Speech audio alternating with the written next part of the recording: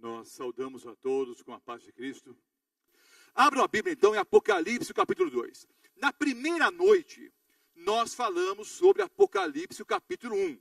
Demos uma introdução ao livro do Apocalipse. E nós mostramos, queridos, especialmente na segunda parte do capítulo 1, a cena onde João, em visão, vê o nosso Senhor e Salvador, Jesus Cristo. Exatamente a mesma visão que o profeta Daniel teve. Há um paralelo significativo entre os livros de Daniel e Apocalipse. A bem da verdade, queridos, há um princípio de interpretação bíblica, especialmente em profecias, que é o seguinte: é o princípio da repetição crescente. As profecias bíblicas se repetem, mas ao se repetirem, o Senhor Deus sempre acrescenta mais informações, mais conteúdo. Por isso que a ideia é princípio da repetição crescente. O exemplo clássico, Daniel 2 e Daniel 7. Daniel capítulo 7 nada mais é do que a repetição de Daniel capítulo 2, com símbolos diferentes, e em Daniel capítulo 7, o Senhor Deus acrescenta mais informações. Depois, em Daniel 8 e 9, a mesma ideia repetida. Também no capítulo 10. Depois, em Apocalipse 13, são as mesmas profecias, mas cada vez que o Senhor revela a profecia, ele acrescenta mais informação, mais conteúdo. Então vejam, o Senhor Jesus se revelou para João, pessoalmente, da mesma forma como se revelou para Daniel. Vamos ver aqui a visão ainda no capítulo 1. Versículos 12 em diante. Apocalipse 1, os versículos 12 em diante. Voltei-me para ver quem falava comigo. E voltando, vi 7 candeeiros de ouro. E no meio dos candeeiros, um semelhante a filho de homem, com vestes talares, e cingido à altura do peito com uma cinta de ouro. Você pode conferir depois Daniel 7, versículo 13, e Daniel 10, versículo 5. É a mesma pessoa. O Senhor Jesus glorificado. O Senhor Jesus como Deus, aparecendo para João da mesma forma como apareceu para Daniel. A sua cabeça e cabelos eram brancos como a alva lã, como neve, e os olhos como chama de fogo. Os pés semelhantes ao bronze polido, como que refinado numa fornalha. A voz como voz de muitas águas. Tinha na mão direita 7 estrelas, e na boca saía-lhe uma afiada espada de 2 gumes. O seu rosto brilhava como o sol na sua força. Quando o vi, caí a seus pés, como morto. Porém, ele pôs sobre mim a mão direita, dizendo: não temas, eu sou o primeiro e o último. Aquele que vive. Estive morto, mas voltei a viver. Eis que vivo pelos séculos dos séculos, e tenho as chaves da morte e do inferno. Escreve, pois, as coisas que viste, e as que são, e as que hão de acontecer. Quanto ao mistério das 7 estrelas que viste na minha mão direita, e aos 7 candeeiros de ouro, as 7 estrelas são os anjos das 7 igrejas, e os 7 candeeiros são as 7 igrejas. Vejam bem, queridos. O Senhor Jesus apresenta-se para João. Ele se apresenta no meio dos candeeiros. Nós sabemos que no ano 70, Jerusalém foi destruída. Tito, general romano, cercou a cidade. O cerco durou mais de 2 anos, mas em determinado momento, no ano 70, 70 depois de Cristo, 70 da era cristã, Tito invade Jerusalém. Diz a história, e há algumas histórias diferentes em relação a esse assunto, mas dizem alguns historiadores que Tito teria dado ordem expressa para que eles não invadissem o templo. Mas alguns sacerdotes e também outros judeus se esconderam dentro do templo. E aí os soldados romanos, então enfurecidos, invadiram o templo. E por querer ou sem querer, atearam fogo no templo. E não ficou pedra sobre pedra. Assim como o Senhor Jesus havia predito em Mateus capítulo 24. Mateus 24 tem dupla aplicação. A primeira aplicação para a destruição de Jerusalém, no ano 70.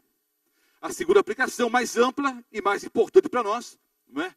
Sinais do seu breve retorno a esse planeta. Nós sabemos que o candeeiro, ou candelabro, foi levado como despojo de guerra para Roma.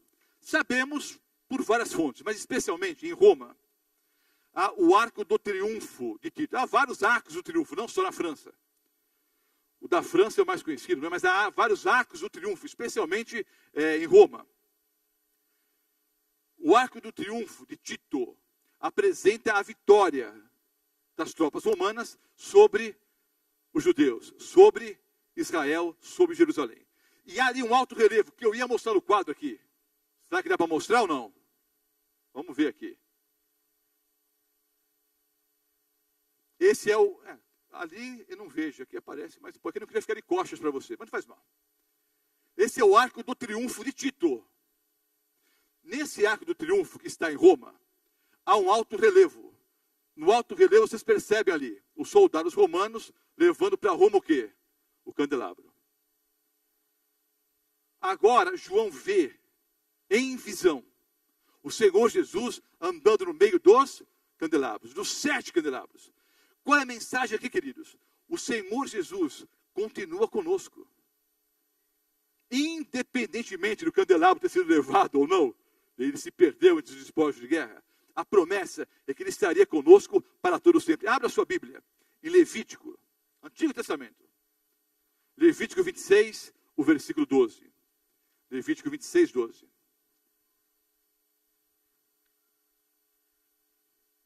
Vejam a promessa.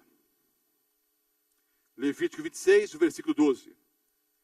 Andarei entre vós, e serei o vosso Deus, e vós sereis o meu povo. A promessa de Deus, que ele andaria no meio do seu povo. A mesma promessa é repetida pelo Senhor Jesus, em Mateus, o capítulo 28. Você sabe de cor e salteado, mas eu quero abrir a Bíblia e ler.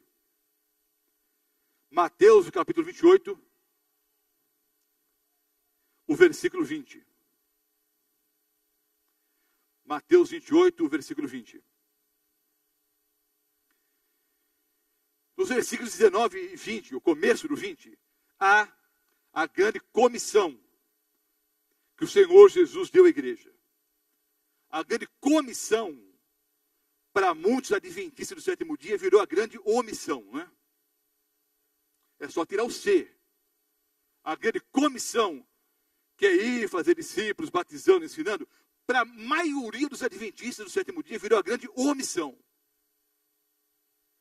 E esse peso, a maioria carrega. E eu estou avisando vocês. Que é para fazer trabalho missionário. Naquele dia que eu estiver dentro da cidade, e você do lado de fora fizer tchauzinho para você, eu já te avisei. Eu te falei. Era para fazer trabalho missionário. Você não fez. Agora, e eu falo isso, queridos, não é porque eu amo muito vocês, não. Eu estou preocupado com a minha salvação. Porque se eu disser para vocês que está tudo bem, Deus vai me cobrar. Se eu disser para vocês, acordem, que as coisas não estão bem, não. Se você acordar, amém. Se você não acordar, é problema seu, mas eu estou salvo. Entenderam? É claro que eu amo todos vocês. Mas a minha primeira preocupação é a ordem que Deus me deu. De mandar o povo o quê? Acordar. Bom, depois da grande comissão, é para fazer, viu, irmãos? O Senhor Jesus repetiu a mesma promessa de Levítico 26, 12. Olha só. Eis que eu estou convosco todos os dias, até a consumação do século. Muitas vezes, queridos, perdemos de vista, não é, essa bendita mensagem, essa grande certeza que nós temos. Amados irmãos, entenda uma coisa. O Senhor Jesus está presente aqui e agora. Assentado nesse banco, não sei. Nessa poltrona, não sei. Em pé no canto, não sei. Lá em cima na galeria, não sei. Está aqui agora. E quando você sair daqui, Ele vai com você. Quando você entrar na sua casa, Ele vai entrar com você. Amém? É um grande privilégio, mas é uma altíssima o quê? Responsabilidade também. Sabe aquele negócio, ninguém está vendo? Alguém está vendo. É um grande privilégio, mas ao mesmo tempo uma grande responsabilidade. Eis que estou convosco todos os dias. Então vejam. João vê Jesus andando no meio dos candelabros. Ele quer que você tenha certeza absoluta que Ele está no nosso meio. Na mão direita, Ele tem 7 estrelas. As estrelas simbolizam os anjos. Um anjo de cada igreja. Anjo significa o quê mesmo, irmãos? Mensageiro. Então é um símbolo dos anjos levando as mensagens. ou da mensagem em si. As 7 igrejas da Ásia recebem 7 mensagens preciosas. Vejam bem, queridos. O número 7, eu já falei para vocês na primeira aula, ele aparece 88 vezes no Novo Testamento. 88 vezes. Das 88 vezes que o número 7 aparece no Novo Testamento, 56 estão no livro do Apocalipse. 56 vezes aparece o número 7 no livro do Apocalipse. O número 7 é o número de Deus, é o número do Senhor Jesus. Simboliza a totalidade ou a perfeição. Então nós não deveríamos simplesmente tomar essas 7 igrejas como um número literal. Elas contêm uma mensagem para todas as igrejas. Mesmo porque nós sabemos que na Ásia haviam dezenas de igrejas cristãs. O próprio apóstolo Paulo disse que ali na Ásia Menor, todos os habitantes ouviram a palavra do Senhor. Sabemos pela história e pela própria Bíblia, que pelo menos 2 igrejas grandes não estão mencionadas nas 7 cartas. A igreja de Colossos e Hierápolis. 2 grandes e importantes igrejas. Mas elas não estão na lista. Por quê? Porque o Senhor Jesus escolheu 7 igrejas que tinham as características principais para a mensagem que ele queria apresentar para cada um de nós. Vejam bem, são 7 cartas às 7 igrejas. Essas 7 cartas têm que ser entendidas de 3 formas diferentes, e uma não anula a outra. A primeira forma é a seguinte: as igrejas que receberam as cartas, receberam uma mensagem para aqueles dias. Entenderam? Havia uma aplicação para as pessoas, para os cristãos da época, que receberam a carta. A segunda aplicação é a seguinte: vários teólogos enxergam nas 7 cartas às 7 igrejas, 7 períodos da história da igreja cristã.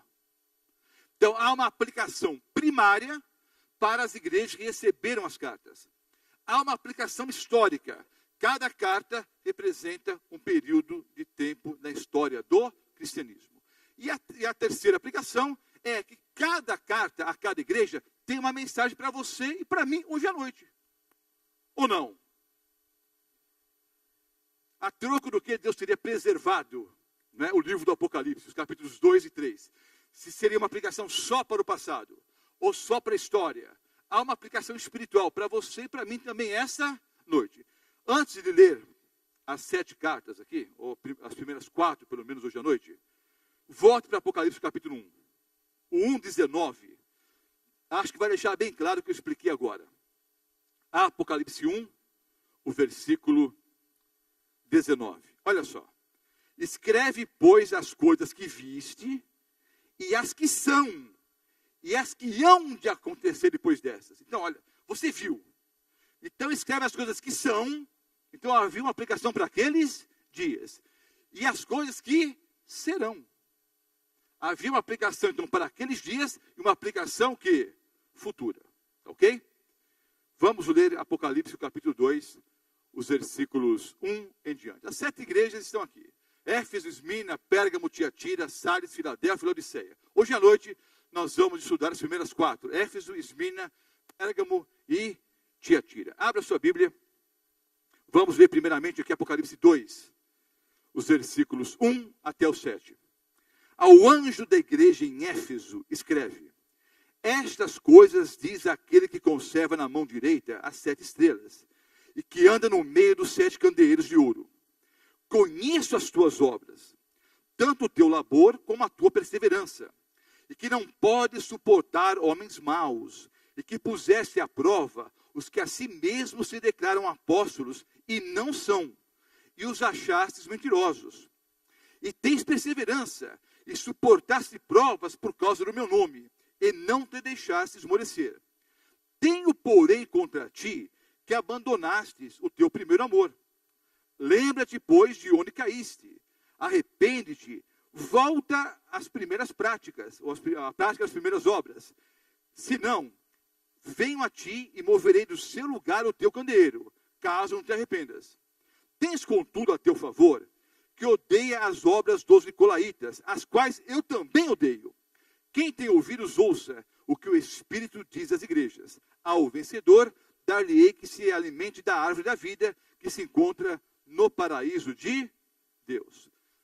Então, queridos, as 7 cartas, cada carta possui 3 aplicações. Já disse, a primeira empregada, a efetiva igreja dos tempos em que a carta foi escrita. Uma aplicação primária para a igreja em que a carta foi dirigida. A segunda é aplicada por uma época específica da história do cristianismo.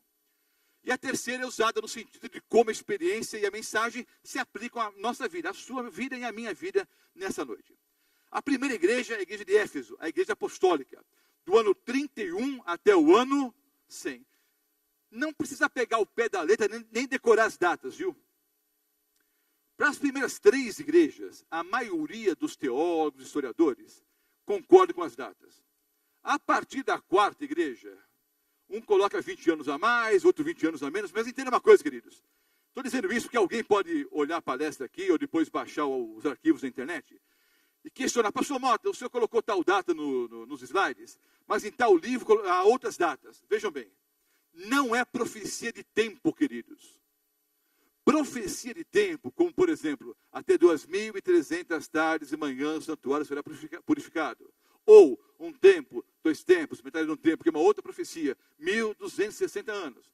As profecias de tempo, você precisa calcular de maneira exata. Quando começou o período e quando terminou. Aqui não são profecias de tempo. Os teólogos enxergam nas 7 cartas, das 7 igrejas, períodos distintos da história do cristianismo. As primeiras 3 aqui, a data vai bater, com praticamente qualquer comentário bíblico que você estudar.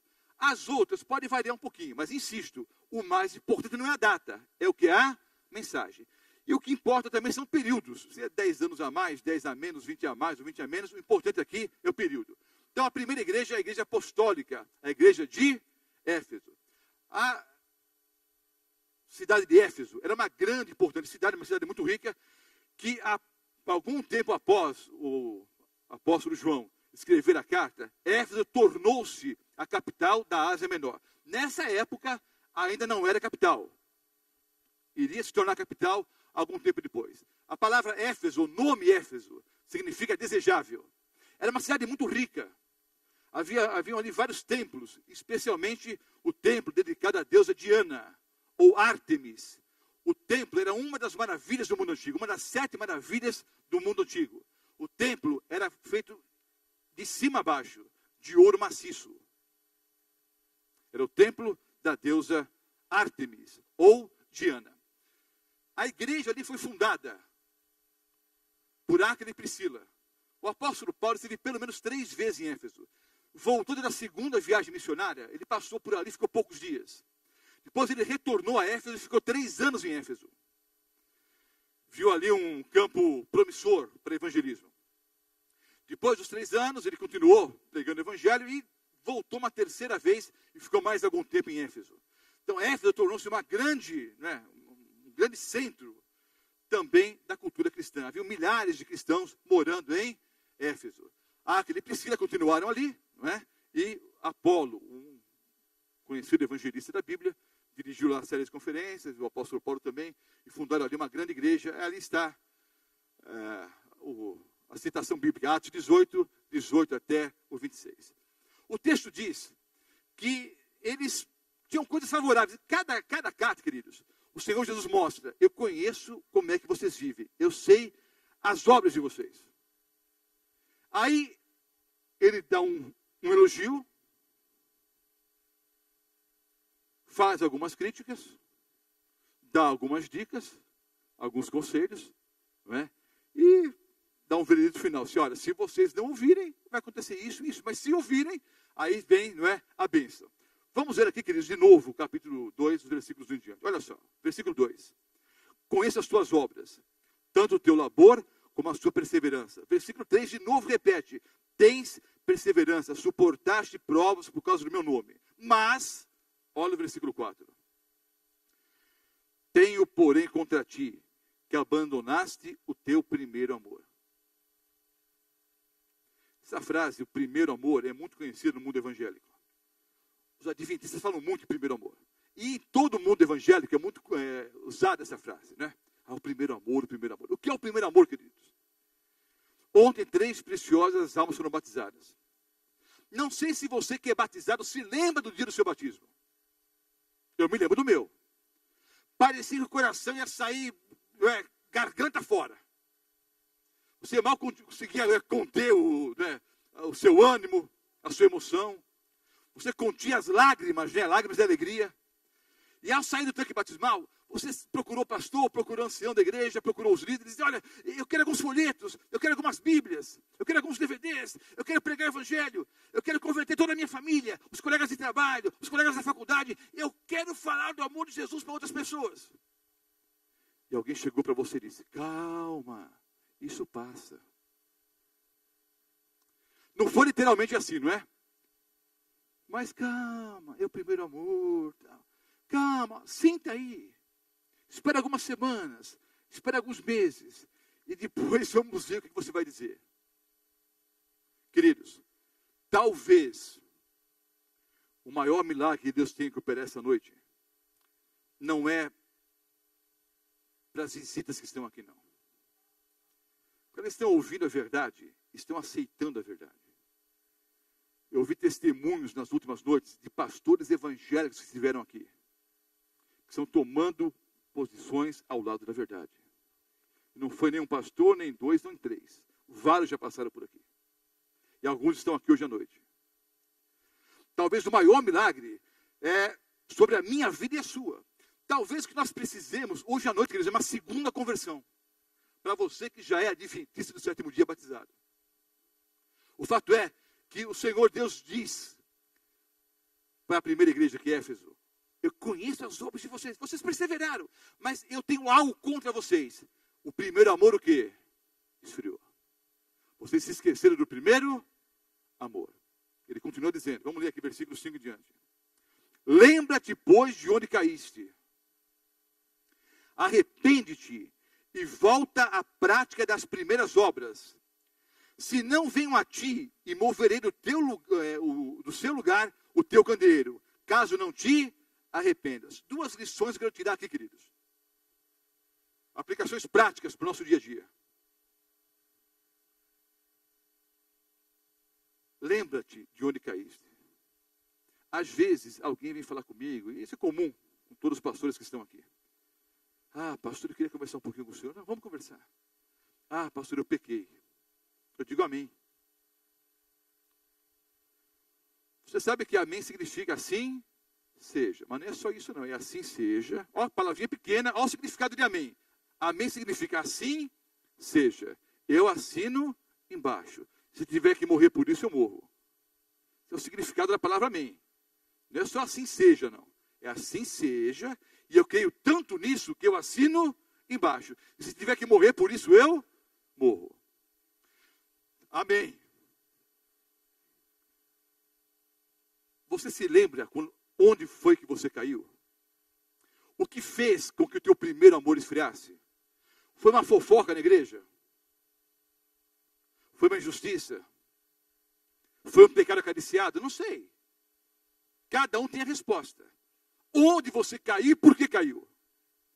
Então, se você caiu, arrependa-se. Peça perdão a Deus, levante-se e continue na jornada.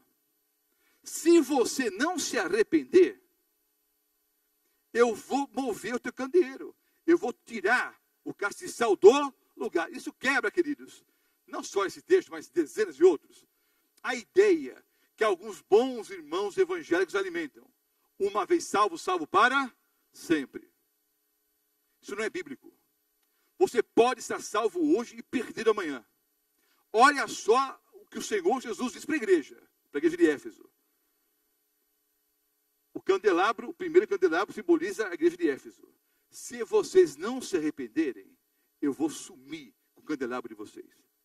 Eu vou tirar o candelabro do lugar. Ou seja, ele vai anular a igreja.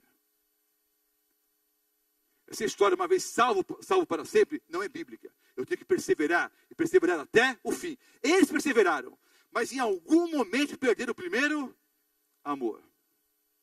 Tens contudo a teu favor, que odeias as obras dos nicolaítas, as quais eu também odeio. Os nicolaítas, mencionados nesses versos, eles faziam parte de um grupo, queridos, eram pseudo-cristãos. Eles estavam no meio cristão, mas eles tinham uma ideia dualística, era uma ideia helenística da natureza do homem. Eles achavam o seguinte, que a matéria é essencialmente má, e que o espírito é essencialmente bom. E que, na verdade, o que os cristãos deveriam fazer, isso é pensamento dos nicolaítas, nós só deveríamos alimentar o lado espiritual. E a carne não tem nada a ver. A carne era só o quê? Era só uma prisão para o espírito. É interessante. Eles ensinavam, num seio do cristianismo, que o corpo era uma prisão. Mas a Bíblia ensina que o corpo é o templo. O corpo não é a prisão. O corpo é templo do Espírito Santo.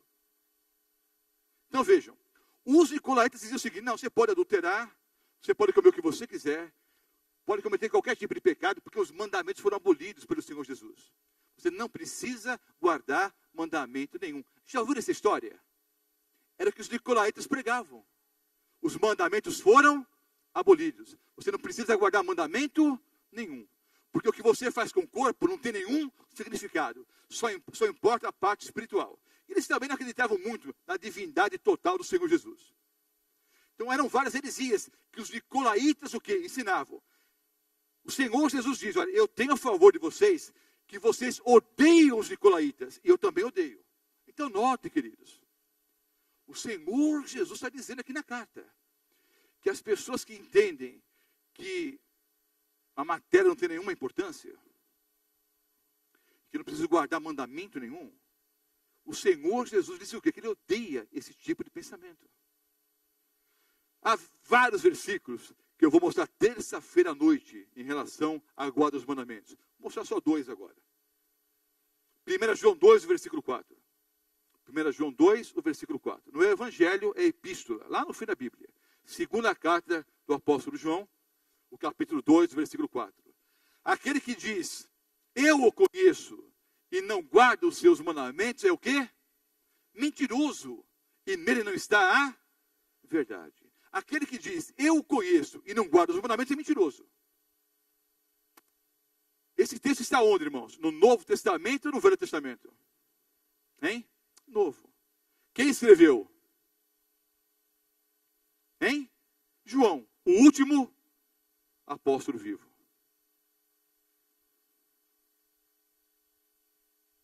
Os mandamentos foram abolidos então, queridos? Sim ou não? Eu vou falar isso na terça-feira à noite. Por que eu vou adiantar agora? Porque de repente você não volta, né? Talvez com essa frase você não volte. Porque há vários irmãos de outras denominações aqui. Mas eu estaria adulterando o texto bíblico, julguem vocês. Se eu pegasse esse texto e aplicasse da seguinte forma. A igreja que diz que conhece a Deus, mas não guarda os mandamentos, é mentirosa. E nela não está a verdade. Está errada a aplicação ou não? Olha, se alguém diz que conhece a Deus e não guarda os seus mandamentos, essa pessoa é o que, segundo a Bíblia? Mentirosa. E nela não está a verdade. Se uma igreja diz que os mandamentos foram abolidos, você pode ter certeza absoluta que essa igreja é mentirosa. Nela não está a verdade. Sai dela, povo meu. E vem para o povo que prega a verdade. Mateus 7, 21, já mencionei em outra aula. Nem todo que me diz Senhor, Senhor, entrará no reino de Deus, ou no reino dos céus. Mas aquele que faz a vontade de meu Pai que está nos céus. Mas esse é o tema que eu vou explorar com dezenas de versículos bíblicos na terça-feira à noite. Uma aplicação prática para você e para mim. Para você pensar e para o Roberto Mota pensar também. A igreja de Éfeso perdeu o primeiro amor. Quando você pensa em seu próprio relacionamento com Jesus, como se sente hoje? É aquela velha pergunta. Pode até parecer uma pergunta chata, né? De novo, a mesma pergunta. Faz 50 anos que eu ouço isso. Ou 20 ou 30, os que são mais jovens. Se o Senhor Jesus voltasse hoje, ou se você morresse hoje à noite, vou fazer um apelo para todos que me assistem aqui ao vivo ou pela internet. Alguns talvez não consigam colocar isso em prática, mas de qualquer forma eu faço o apelo. Você não pode colocar a sua cabeça no travesseiro hoje à noite, a menos que tenha certeza absoluta de onde vai passar a eternidade. Quer que eu repita? Você não pode colocar a sua cabeça no travesseiro hoje à noite, a menos que tenha plena convicção de onde vai passar a eternidade. Se você tem alguma dúvida, se você está salvo ou perdido hoje, é bom você passar a noite em claro. Dobre os seus joelhos, ore a Deus, peça perdão. Você não pode dormir tranquilo. Entenderam? Pastor, eu tenho certeza absoluta que eu estou salvo em Cristo Jesus. Vá para casa e durma com uma criança. Mas se você tem dúvidas, é bom você ficar desperto, acordado, orando, analisando sua vida e pedindo perdão a Deus. Hoje é o dia da sua salvação, amanhã pode ser tarde demais, foi o que eu preguei ontem à noite. Segunda igreja, a igreja de Esmirna, a igreja perseguida, a igreja dos mártires. E aí está a data sugestiva, não é? A partir do ano 100 até o ano 313. Vamos ver aqui a carta. Os versículos 8 em diante. Esqueci uma aplicação aqui importantíssima do versículo 7. A promessa, né, para a igreja aqui de Éfeso. Quem tem ouvidos, ouça o que o Espírito diz às igrejas. Ao vencedor, dar-lhe-ei que se alimente da árvore da vida, que se encontra no paraíso de Deus. Além da promessa maravilhosa, eu falei muito rapidamente, né? Mas alguns acho que captaram a mensagem. O que os nicolaítas diziam? Que a matéria não tem importância nenhuma. Aí o Senhor Jesus diz o quê? Não, tem sim. Tanto tem, que os que vencerem vão comer da árvore da vida. Então aquilo que você come, o que você bebe, o que você faz com o seu corpo, é importante para Deus? Sim. Tá ok? Segunda carta. A igreja de Esmirna. Ao anjo da igreja em Esmirna escreve: estas coisas diz o primeiro e último, que esteve morto e tornou a viver. Conheço a sua tribulação, a sua pobreza, mas tu és rico. E a blasfêmia dos que a si mesmos se declaram judeus e não são, sendo antes sinagoga de Satanás. Não temas as coisas que tens que sofrer. Eis que o diabo está para lançar em prisão alguns de vós, para serem expostos à prova, e tereis tribulação de 10 dias. Sê fiel até a morte, e dar-te-ei a coroa da vida. Quem tem ouvidos, ouça o que o Espírito diz às igrejas. O vencedor, de modo nenhum, ou de nenhum modo, sofrerá dano da segunda morte. A segunda carta, queridos, a igreja de Esmirna, a igreja perseguida, a igreja dos mártires. Esmirna significa cheiro suave. Outros acham que Esmirna significa bálsamo da morte. A maioria dos teólogos, dos exegetas, estudiosos da Bíblia, entendem que Esmirna significa cheiro suave. Só que havia um bálsamo em Esmirna que era usado para manter por algum tempo, para mumificar os mortos. E alguns acham que Esmirna poderia ser interpretado também como bálsamo da morte. Bom, o fato é o seguinte: Esmirna era também uma grande, importante cidade, era a maior cidade na época ali. A cidade ficava a cerca de 22 quilômetros ao norte de Éfeso, sob uma bela enseada no mar Egeu. Ela existe até hoje sob o nome de Esmir. Hoje é a terceira maior cidade da Turquia. A Ásia Menor, onde estavam as 7 igrejas, é a moderna o quê? Turquia. Essa igreja sofreu uma amarga perseguição, mas permaneceu fiel a Deus. A perseguição finalmente cessou quando o imperador Constantino, em 313, converteu-se nominalmente ao cristianismo. Vejam bem, queridos. Essa igreja dos mártires foi a igreja perseguida. Permaneceram fiéis a Deus. Notem, as outras igrejas têm acusações. Para essa, não há nenhuma, né? Conheço a sua tribulação, é a sua pobreza. A maior parte realmente dos cristãos ali eram pessoas muito pobres. Mas és rico, e a blasfema dos que a si mesmos não se declaram judeus e não são. Não temas as coisas que tens que sofrer. Eis que o diabo está para lançar em prisão alguns de vós, para ser expostos à prova. Tereis tribulação de 10 dias. É interessante, queridos. Essa profecia aqui, tereis tribulação de 10 dias, cumpriu-se literalmente. Do ano 100 ao ano 313, a igreja foi perseguida. Já havia sido perseguida antes, mas o auge da perseguição deu-se dos anos 303 ao ano 313. Finalzinho do 12, comecinho do 13. Exatamente o quê? 10 dias. Por que 10 dias? Em profecia bíblica, um dia vale o quê? Um ano. Então eles sofreriam uma amarga perseguição por 10 anos. A perseguição durou mais tempo do que isso. Mas o auge da perseguição foi de 303 a 313, sob Diocleciano. Diocleciano achava que a Santa Ceia era uma cerimônia onde os cristãos tomavam sangue de verdade e comiam carne humana.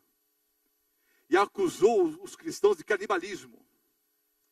Também as reuniões ágape, de amor fraternal, a koinonia, onde eles se reuniam para orarem juntos, orando um pelos outros. Diocleciano inventou que era uma reunião onde eles praticavam sexo grupal. E como eles adoravam Deus, que era invisível, Diocleciano chamou do quê? De ateus. Foi o auge da perseguição. Milhares de cristãos foram perseguidos e mortos. Os locais de adoração, os locais de reunião cristãos foram destruídos. Os livros foram o quê? Destruídos. Foi o auge da perseguição, de 303 a 313. Até que em 313, Constantino teve uma visão. Estava no campo de batalha, ele teve uma visão, teria visto uma cruz, e uma voz que lhe disse, com esse símbolo, vencerás. Ele foi e venceu mesmo. Aí quando voltou para Roma, onde havia o antigo circo de Nero, e o circo, queridos, não era onde, igual Orlando Orfei, Barney, Barnum, né? E outros que há por aí. Circo, irmãos, era onde os cristãos eram lançados às feras. Os leões matavam os cristãos. Aí entravam os gladiadores e matavam os leões. Aí os gladiadores lutavam entre si, até que ficava apenas um vivo. Esse era o circo. Quando Constantino se converteu, no lugar, né, ali do circo de Nero, ele construiu o quê? Uma catedral. Para adorar o quê? O que ele chamou de Deus verdadeiro, e é o Deus verdadeiro mesmo. Só que ele se converteu nominalmente ao cristianismo. Nunca foi um cristão de verdade. E aí ele começou a introduzir falsas heresias, falsas doutrinas, heresias, não é? No meio da igreja. Vejam só, queridos, 10 dias. 10 na Bíblia é um símbolo de prova. Sabia disso? O 7 todo mundo sabia o que era. O 10, você sabe o que significa na Bíblia? O que significa 10 na Bíblia? Você sabia? Não? Vai aprender hoje então. 10 na Bíblia é o número de prova, de teste, de fidelidade. Vou dar uns 2 ou 3 exemplos aqui. Em Daniel capítulo 1, Daniel pediu quantos dias para depois ser testado e provado? 10. Em Levítico 23, a festa das trombetas durava quantos dias? 10 dias. Preparando o povo para o quê?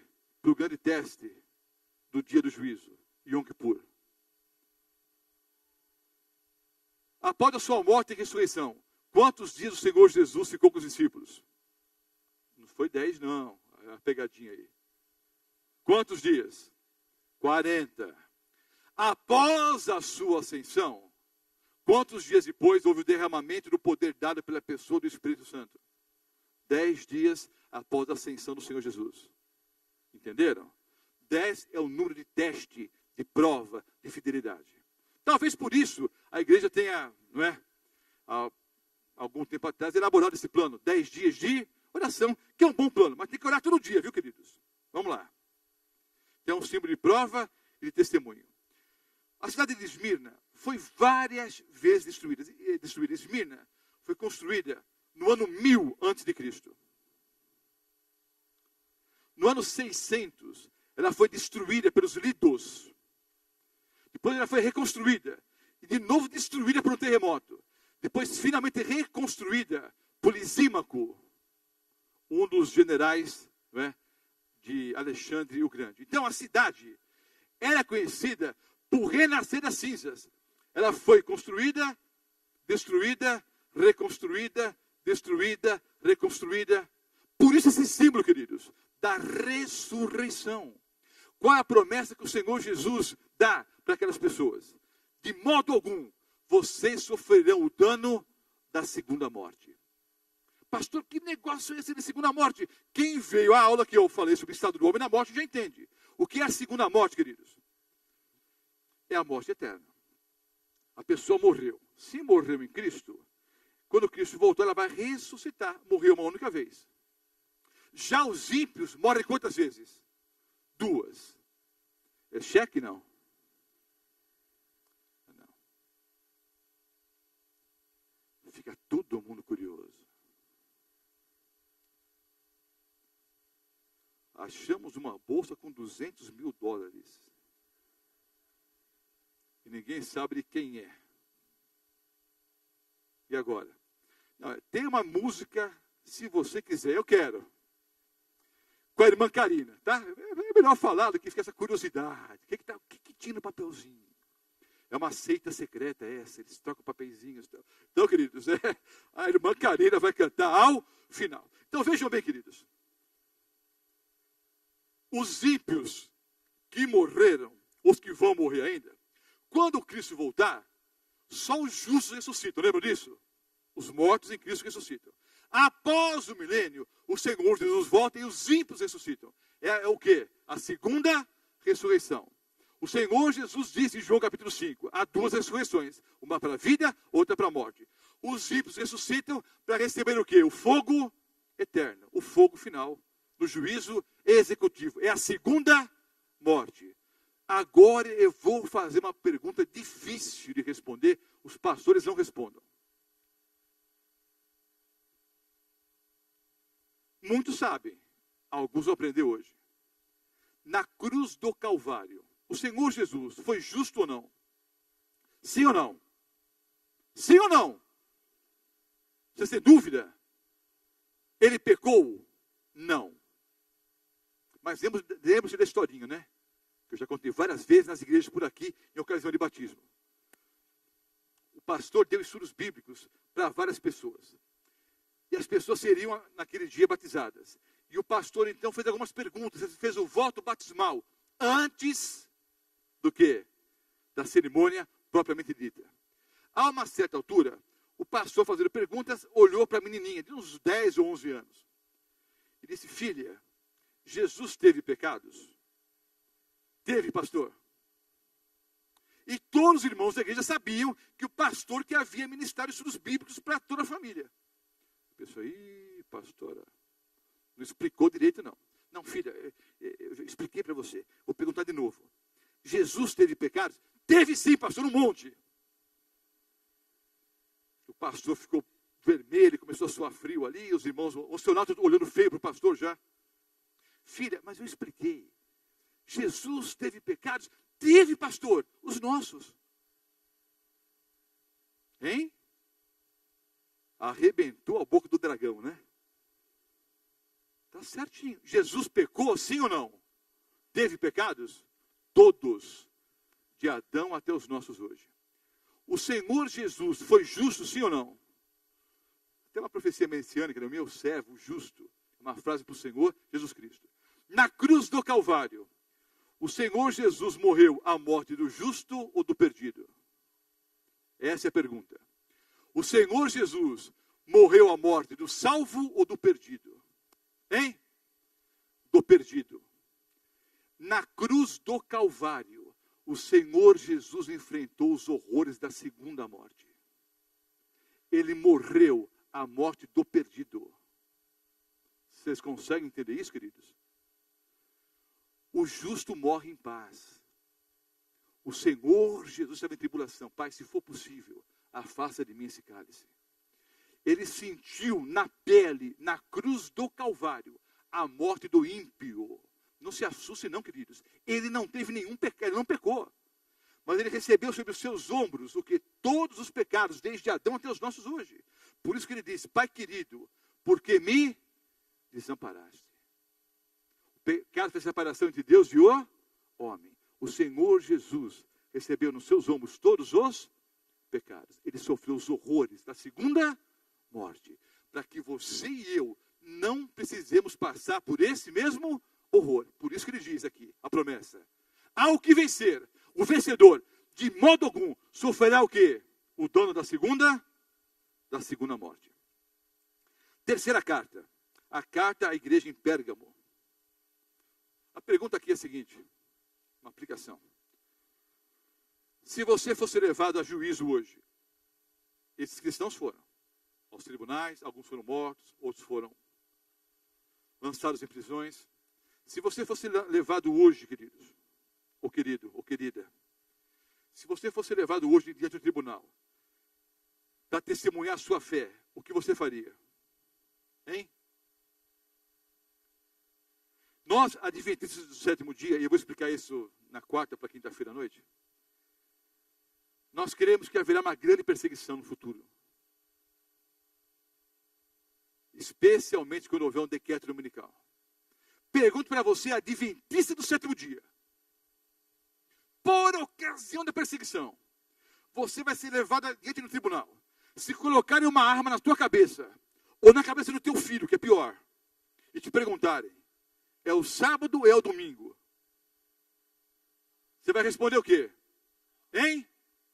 Você vai dizer que é domingo. Porque você mal guarda o sábado hoje. Hoje, você não traz uma visita para ouvir a palavra de Deus. Você acha que na perseguição você vai estar tão firme assim? Não pense que você vai ficar firme na fé de um dia para o outro, não, meu irmão. Se você é fraquinho hoje, se não mudar de vida, não pense que na perseguição vai ser diferente. Eu até fui a uma igreja, que eu não vou dizer o nome, porque é muito conhecida, e não é na nossa região aqui. Cheguei na porta de uma igreja. Os jovens ouviram uma música em frente à igreja ali, sábado à tarde. Música que não era para ouvir nenhum dia da semana. Muito menos sábado. Entrei na igreja superlotada.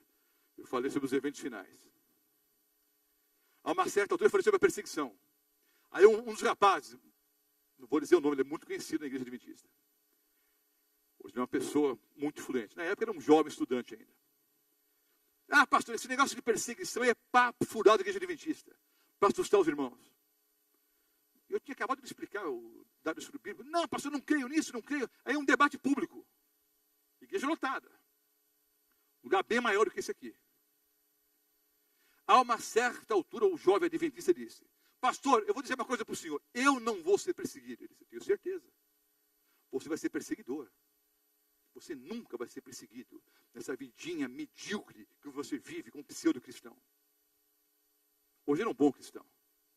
Hoje é um conhecido pregador da palavra de Deus. Mas naquele dia eu fui duro com ele. E vou dizer a mesma coisa para muitos de vocês que estão aqui hoje e os que ouvem pela internet. Meu irmão, você vai ser perseguido ou vai ser perseguidor? Se você fosse levado hoje ao tribunal, qual seria a sua atitude? Negaria a fé ou estaria firme no assídio do Senhor? Terceira igreja, e eu vou parar com essa. Eu disse que eu vou apresentar 4, vou apresentar 3, e amanhã eu falo as 4 últimas, porque eu gastei muito tempo na introdução aqui. A igreja de Pérgamo, a igreja exaltada. Não é exaltada pelo Senhor, não, ela se auto-exaltou, né? De 313 até 538. Agora, queridos, como Constantino se converte ao cristianismo, o cristianismo vira a religião oficial. E os pobrezinhos que eram perseguidos agora, não são mais perseguidos. Mais do que isso, várias pessoas influentes e ricas tornaram-se o quê? Cristãs. Porque agora era a igreja o quê? Oficial, agora era chique ser cristão. Vamos ler aqui o texto. E é o último texto que eu vou ler hoje à noite. Amanhã eu volto a partir da 4ª igreja. Vamos ler. Ao anjo da igreja em Pérgamo escreve. Estas coisas diz aquele que tem a espada afiada de 2 gumes. Conheço o lugar em que habitas, onde está o trono de Satanás, que conservas o meu nome e não negaste a minha fé. Ainda nos dias de Antipas, minha testemunha, meu fiel, o qual foi morto entre vós, onde Satanás habita.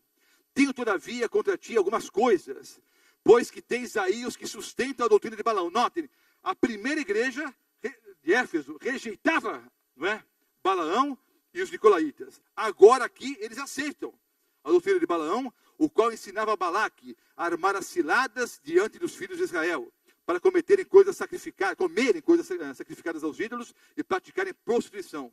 Outros sim, também tu tens os que da mesma forma sustentam a doutrina dos nicolaítas. Portanto, arrepende-te, e se não venho a ti, sem demora, e contra eles pelejarei com a espada na minha boca.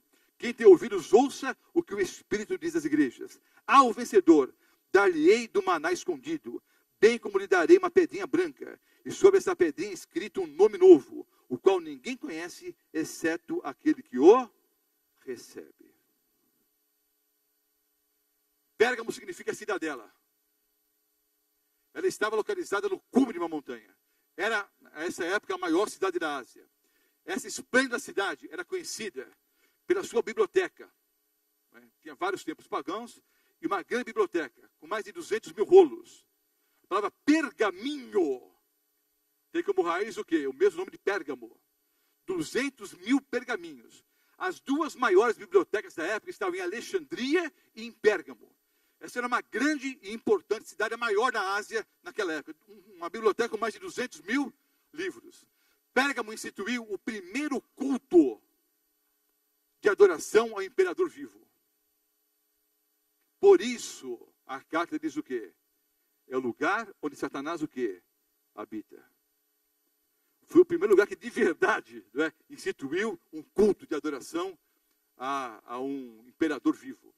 A igreja cristã de Pérgamo estava firmemente estabelecida, mas os crentes ali eram bombardeados com tentações do culto pagão sensualista que os cercava. Balaão, queridos, depois ler o texto, que o tempo avançou demais. Números, também não ia ler, são 3 capítulos, 22, 4, né? 22, 23, 24 e 25.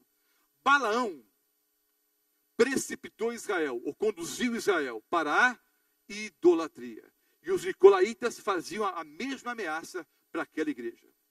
O que os nicolaítas pregavam mesmo? Que a carne não tinha nenhum valor, apenas espírito. E que o Senhor Jesus nem Deus de verdade era. Após Constantino haver decretado o cristianismo como religião oficial do Império Romano, surgiu uma ameaça diferente. As influências pagãs começaram a permear o seio do cristianismo. Eu tenho aqui na minha Bíblia uma frase que eu anotei. Vou ler para vocês. Essa igreja estava firmemente estabelecida. Sofriam tentações dos cultos pagãos. A maioria deles sensualistas. É mais ou menos o mundo que nós vivemos hoje, né? Sensualismo para todo lado. Mas o grande crime que eles cometeram foi o seguinte, queridos. Eles permitiram que falsas doutrinas entrassem no meio do cristianismo. Eu tenho uma frase que eu anotei aqui na minha Bíblia. Compromisso com o mal pode ser mais perigoso que o mal em si. Entenderam? Vou repetir. Compromisso com o mal pode ser mais perigoso e fatal do que o mal em si. Porque veja só, se você está numa batalha, você está numa trincheira aqui, o inimigo na outra trincheira, e um mandando bola no outro, é perigoso. Mas quando o inimigo está do teu lado, na tua casa, na tua igreja, o compromisso com o inimigo, o compromisso com o mal, o compromisso com o pecado, é mais perigoso do que o quê? O inimigo em si, do que o mal em si. Entenderam? A partir desse período da história da igreja cristã, as falsas doutrinas começaram a permear o cristianismo. Pastor, como é que eu faço para não ser enganado? Há tantas religiões, tantas religiões. Conhecereis a verdade vos libertará. Você alguma vez já esteve lutando para ser um fiel cristão num ambiente antagônico? Quem sabe um patrão que não te respeita, não respeita a sua fé. Quem sabe na faculdade. Quem sabe na sua própria casa. Um pai, a mãe, um irmão, um sobrinho, sei lá, um tio, um avô, que não te respeita por causa da sua fé. Você já esteve convivendo num ambiente antagônico à fé? Se esteve, qual foi a sua atitude? Ou qual tem sido a sua atitude? Falsas doutrinas começaram a permear o mundo cristão. E chegou ao auge, queridos, na igreja de Tiatira, que eu vou explicar amanhã à noite. Uma ilustração simples aqui. Alguns anos atrás, acho que uns 30 anos atrás, mais ou menos, um pouquinho mais, o Banco Central americano, preocupado com a falsificação de notas, especialmente de $100, contratou alguns homens. Não eram especialistas. O Banco Central americano treinou alguns homens para que eles pudessem identificar uma nota verdadeira de uma nota falsa. Foram centenas de homens treinados. E eles manusearam durante várias semanas milhares e milhares e milhares de notas de $100. Quando eu li esse artigo pela primeira vez, o que é que eu pensei? Bom, enquanto eu estava lendo o artigo, o Banco Central americano pegou um monte de notas verdadeiras e um monte de notas falsas, não é? Deu para aqueles homens e eles manuseavam as verdadeiras e as falsas para ver a diferença. Mas não foi assim. O Banco Central americano só deu notas verdadeiras. Entenderam? Aqueles homens, durante várias semanas, ficaram só manuseando notas verdadeiras. E ficaram com um tato tão sensível, que se eles pegassem uma nota falsa, só de tocar, já sabiam que era falsa. Eu vou explicar uma coisinha para vocês, queridos irmãos. Para alguns que estão aqui hoje à noite, para alguns que me ouvem pela internet, para outros que vão assistir depois no DVD, para alguns que ouvem a Novo Tempo, não fica perambulando de igreja em igreja, não. Não, eu quero frequentar as igrejas para saber qual que é a verdadeira. Você não vai conseguir. Vou te explicar por quê. Se você for a 100 igrejas por dia, quantas? 100 igrejas por dia. Durante o ano, você não vai a todas aqui no Brasil. Não é prédio, é placa de igreja. O jardim de Deus na terra. É bonita a placa, não é? O cuspe de Jesus que cura, é placa de igreja. Não é? Tem algumas avenidas aqui, que é Mirassolândia, por exemplo, e outras, que tem 10, 12, 15, 20 placas de igreja, uma do lado da outra. Você pode ir a 100 por dia, durante um ano, e não vai a todas. E ao final do ano, outras centenas desistirão, porque só na linha pentecostal, só no ramo pentecostal, são 10 ou 12 novas igrejas por semana. Pastor briga com o irmão, ou o contrário, o irmão briga com o pastor, atravessa a rua, aluga um salãozinho, põe placa de igreja lá. Não dá para procurar placa de igreja. Você tem que manusear a verdade. Entendeu? Lê a Bíblia.